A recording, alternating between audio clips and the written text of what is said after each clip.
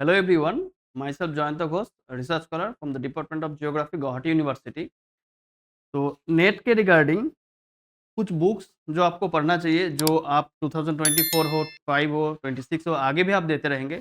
लेकिन जो बुक्स आपको बहुत ज़रूरी है, पढ़ना चाहिए, आइए हम उसको देख रहे हैं। As a student of geographer आपको पता ही है, जियोग्राफी जो है, वो मैन और एनवायरनमेंट का रिलेशनशिप में बात करता है। तो उसमें नेचुरल एनवायरनमेंट भी आता है, ह्यूमन मेड भी एनवायरनमेंट भी या लैंडस्केप भी आता है। तो नेचुरल जो लैंडस्केप है, उसके रिगार्डिंग जो हमारे पास टॉपिक है, एक तो है एयर, वाटर और लैंड। इस इन तीनों को साथ जोड़ के अगर ह्यूमन का लाइफ पढ़ा जाए तो वो आता है बायोजियोग्राफी या एनवायरमेंटल जियोग्राफी में। तो कुल मिला के फिजिकल जियोग्राफी, ह्यूमन जियोग्राफी जो कि ह्यूमन लैंडस्केप को स्टडी करता है, ये दोनों मेजर ब्रांच है।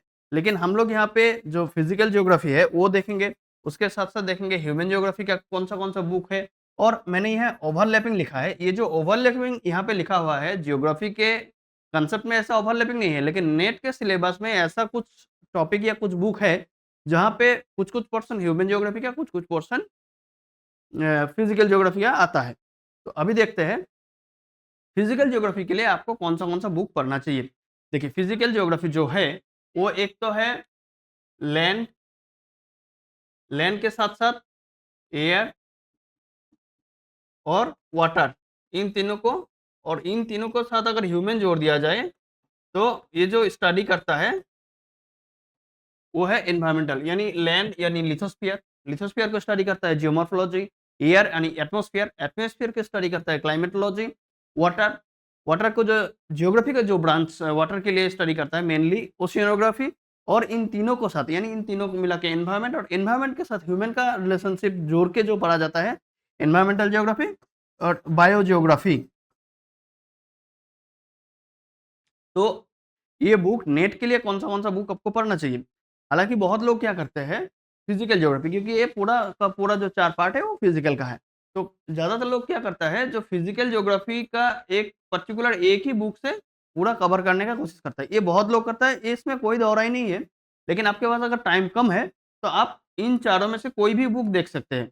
यानी फिज़िकल ज्योग्राफी में सविंदर सिंह सर, के सिद्धार्थ सर, माजिद हुसैन सर का भी एक बुक है और doctor D R Khullar sir का भी एक बुक है। तो ज़्यादातर लोग जो बुक फ़ॉलो करते हैं वो है शबिंदर सिंह। फिज़िकल ज्योग्राफ़ी अगर आप एक ही बुक से कवर कर रहे हैं, तो ज़्यादातर लोग जो प्रेफ़र करता है वो है शबिंदर सिंह। और एक ही बुक में इन चारों यानी जियोमॉर्फोलॉजी, क्लाइमेटोलॉजी, ओशिनोग्राफ़ी और एनवायरमेंटल ज्योग्राफ़ी इंक्लूडेड है। एनवायरमेंटल ज्योग्राफ़ी जो है उसमें बायोजियोग्राफ़ी भी इंक्लूडेड है, और शबिंदर सिंह सर का जो बुक है उसमें सॉइल का भी कुछ-कुछ हिस्सा यहाँ पे इंक्लूडेड है। तो अगर आप एक बुक पढ़ना चाहते हैं तो ये, लेकिन अगर आप डिफरेंट-डिफरेंट बुक पढ़ना चाहते हैं हर एक स्ट्रीम के लिए तो क्या करना है? आप जियोमॉर्फोलॉजी का शमिंदर सिंह सर का ही बुक है, आप उसको पढ़ सकते हैं। बहुत अच्छा बुक है, लेकिन थोड़ा लेंदी है। आगे है क्लाइमेटोलॉजी। क्लाइमेटोलॉजी के शमिंदर सिंह सर का बुक है, इसको छोड़ के भी और 2 बुक बहुत ज़्यादा पॉपुलर है स्टूडेंट में। एक है डीएस लाल सर का और एक है के सिद्धार्थ सर का। तीनों में से कोई भी बुक आप पढ़ सकते हैं, तीनों ही लगभग-लगभग 19 और 20 के आस-पास, मतलब 19-20 का फ़र्क है। तो आप कोई भी एक चूज़ कर सकता है। ओशियनोग्राफ़ी आपको फिज़िकल ज्योग्राफ़ी में शमिंदर सिंह सर का बुक तो मिल ही रहा है। उसके साथ-साथ आपको अगर आप सिर्फ़ ओशियनोग्राफ़ी पढ़ना चाहते हैं, तो भी आपको शमिंदर सिंह सर का बुक मिल जाएगा। अच्छा, एनवायरमेंटल ज्योग्राफ़ी में शबिंदर सिंह सर का बुक है, एन.एन. भट्टाचार्य सर का भी एक बुक है। हालाँकि ये नीचे वाला बुक शायद बहुत लोगों को पता नहीं, लेकिन ये थोड़ा शबिंदर सिंह सर के बुक जो है उससे थोड़ा छोटा है, लेकिन ये भी एक अच्छा कवरेज देते हैं। यानी अगर आप एक बुक पढ़ रहे हैं तो उसके लिए क्या, और अगर चारों अलग-अलग बुक पढ़ रहे हैं फिज़िकल ज्योग्राफ़ी के लिए तो उसके लिए क्या पढ़ना चाहिए आपको, ये है। अच्छा, आगे हम लोग पढ़ रहे हैं ह्यूमन ज्योग्राफ़ी। तो ह्यूमन ज्योग्राफी में नेट के जो सिलेबस है उस अकॉर्डिंग अगर देखा जाए तो जियोमॉर्फोलॉजी, क्लाइमेटोलॉजी, ओशियनोग्राफी, बायोजियोग्राफी, ये 4 यूनिट हो गया। आगे ह्यूमन ज्योग्राफी में जो यूनिट आता है उसमें आता है population and settlement, social, cultural, political, economic geography, geographical thought. हालाँकि जियोग्राफिकल थॉट पूरी तरीके से ह्यूमन ज्योग्राफी नहीं बता सकते, क्योंकि वो फिजिकल और ह्यूमन दोनों को लेके चलता है। दोनों यानी जियोग्राफर्स का जो कंट्रीब्यूशन है दोनों डिसिप्लिन में ही है। अच्छा, अभी देखते हैं इकोनॉमिक ज्योग्राफी। तो इकोनॉमिक ज्योग्राफी जो है, इकोनॉमिक ज्योग्राफी फिर कई हिस्सों में डिवाइडेड है। क्या-क्या है वो? एक तो है एग्रीकल्चरल ज्योग्राफी, फिर इंडस्ट्रियल ज्योग्राफी, ट्रांसपोर्ट ज्योग्राफी। आप एक काम कर सकते हैं कि तीनों के लिए अलग-अलग बुक आप पढ़ सकते हैं। एग्रीकल्चरल ज्योग्राफी के लिए माजिद हसन सर का बुक है, अच्छा है। इंडस्ट्रियल ज्योग्राफी के लिए सुनील वागला सर का बुक है, वो भी अच्छा है।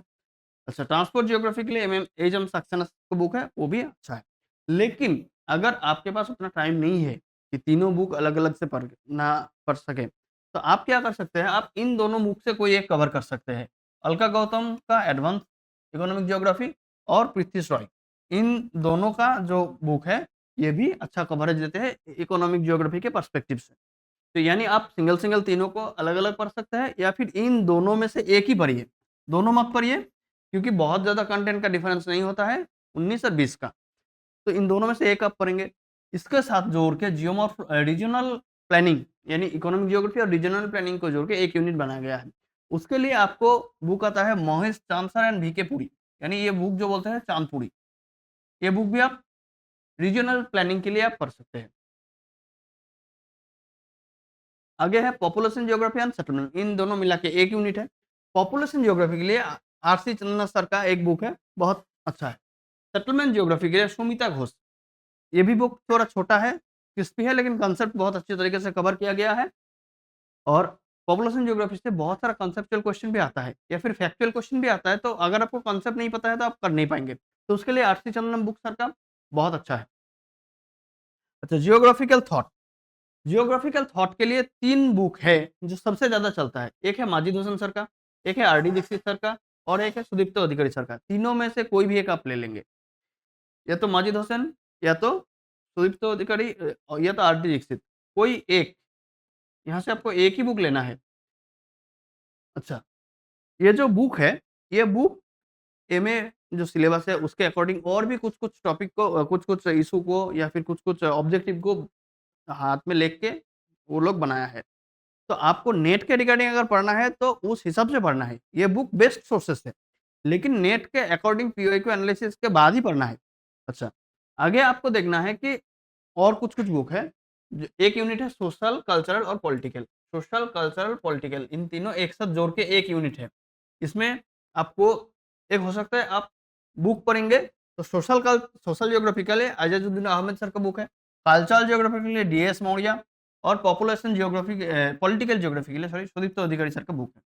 आप ये कर सकते हैं कि तीनों बुक पढ़ें या फिर ये हो सकता है इसका एक छोटा-सा नोट अगर आपको मिले, वो भी पढ़ सकते हैं क्योंकि सोशल, कल्चरल, पॉलिटिकल उतना इम्पोर्टेंस नहीं आता है क्वेश्चन। कुछ पर्टिकुलर सेग्रीगेटेड टॉपिक है, स्पेसिफिक टॉपिक है, आप उसको ही पढ़ सकते हैं। यानी ये बुक अगर आप लेंगे तो पर्टिकुलर जो टॉपिक से क्वेश्चन पूछा जा रहा है उसको देखिए। क्योंकि बुक एक्चुअल में एक-एक बुक बहुत लेंदी है, लेकिन नेट के रिगार्डिंग उतना क्वेश्चन नहीं आता है। अच्छा, उसके साथ-साथ आपको पढ़ना है कि इंडियन ज्योग्राफी। इंडियन ज्योग्राफी के लिए आप जो फॉलो करेंगे डियर खुल्लर, ये सबसे ज़्यादा चलता है। उसके साथ-साथ माजिद हुसैन सर का भी एक बुक है, ये भी कंटेंट अच्छा है। लेकिन डियर खुल्लर और माजिद हुसैन दोनों ही आपको ज़्यादा टफ लग रहा है। जैसे कि डियर खुल्लर सर का जो बुक है, इसका जो अप्रोच है वो थोड़ा डिस्क्रिप्टिव अप्रोच है और माजिद हुसैन सर का जो बुक है, उसका थोड़ा पॉइंट वाइज़ अप्रोच है। लेकिन आप एनसीईआरटी का क्लास 9 और 10 का जो बुक है, ये भी अच्छा कवरेज देते हैं। आप अगर स्टार्टिंग में हैं, तो आप इसको भी देख सकते हैं। एनसीईआरटी का क्लास 9 और 11 का सॉरी क्लास 9 और 11 का एनसीईआरटी का जो इंडियन ज्योग्राफी का जो बुक है, वो आप देख सकते हैं। आगे एक यूनिट और है ज्योग्राफिकल टेक्निक्स। ज्योग्राफिकल टेक्निक्स में आता है कार्टोग्राफी, आता है स्टैटिस्टिक्स, आता है रिमोट सेंसिंग एंड जीआईएस। अभी अलग से तो नहीं कहेंगे लेकिन अभी बेसिक मॉर्फोमेट्रिक्स से बहुत ज़्यादा क्वेश्चन आ रहा है। तो इसको कैसे कवर करेंगे? कार्टोग्राफी के लिए आरपी मिश्रा सर का बुक है, आप वो देख सकते हैं। Cartography RP Mishra. स्टैटिस्टिक्स के लिए इन दोनों में से कोई एक बुक ले सकते हैं।